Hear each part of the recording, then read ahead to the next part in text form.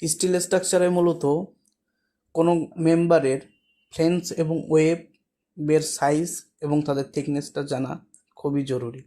কোনো ক্লায়েন্ট যখন still structure মেম্বারের ওয়েব ফ্লেঞ্জ থিকনেস জানবে এবং স্ট্রাকচারের ওয়েটটা সম্পর্কে তার নলেজ থাকবে, কোনো কোম্পানি তাদের ঠকাতে পারবে না। আসসালামু আলাইকুম, এইচবি স্টিল বিল্ডিংয়ের পক্ষ থেকে সবাইকে স্বাগত জানাই।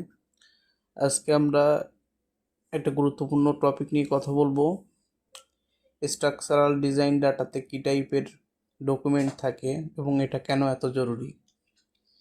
স্ট্রাকচারাল ডিজাইন ডাটাতে আমরা সাধারণত প্রোভাইড করি ওই বিল্ডিংয়ের লাইভ লোড কতটুকু ক্যাপাসিটি আছে, ডেড লোড কতটুকু নিতে পারবে এবং উইন্ড এবং সিসমিক কতটুকু লোড বিবেচনা করে বিল্ডিংটা ডিজাইন করা হয়েছে। তাছাড়া এখানে কোন কোন লোড কেসগুলো নিয়ে কাজ করা হয়েছে তার একটা ডকুমেন্ট থাকে।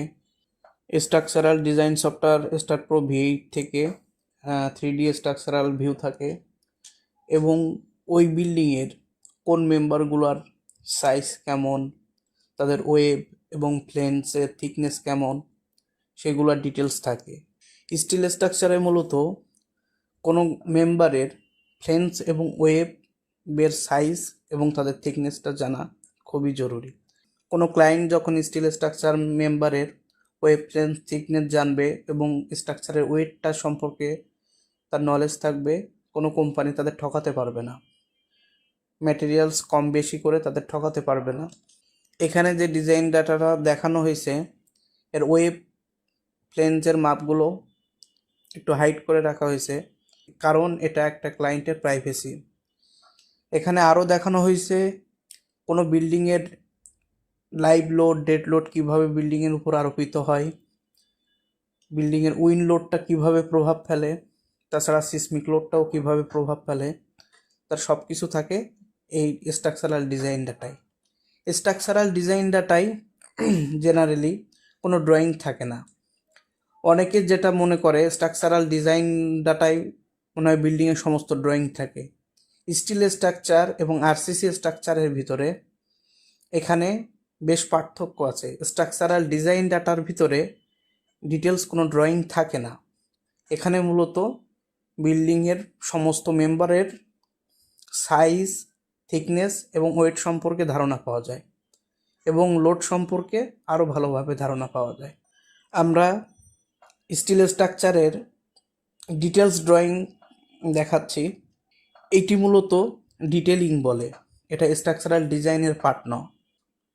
এখানে ফ্লোর প্ল্যান থেকে শুরু করে ওই বিল্ডিংয়ের কলাম, মেন বিম, সাব বিম, যত টাইপের মেম্বার থাকে সেগুলোর ডিটেলস ড্রয়িং থাকে, যেটা অনুযায়ী ফ্যাক্টরি থেকে একজন ইঞ্জিনিয়ারের সাহায্যে খুব সহজে মালগুলো তৈরি করা হয়।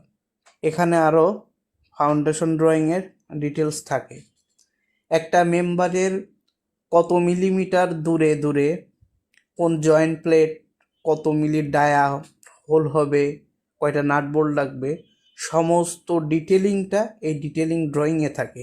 এটা স্ট্রাকচারাল ডিজাইন ডাটার ভিতরে থাকে না। আপনি যখন কোনো কোম্পানি আমাদের বা অন্য কারোর দিয়ে কাজ করাবেন, আপনি তাদের স্ট্রাকচারাল ডিজাইন ডাটা দিয়ে দিলে ওই ডিজাইন ডাটা অনুযায়ী এই ডিটেলস ড্রয়িংটা ওই কোম্পানি ওরা নিজে উদ্যোগে করে নেবে।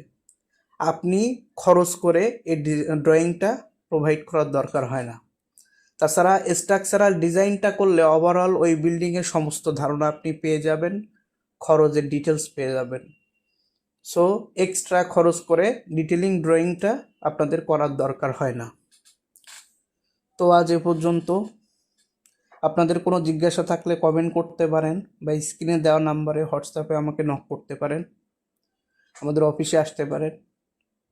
আসসালামু আলাইকুম।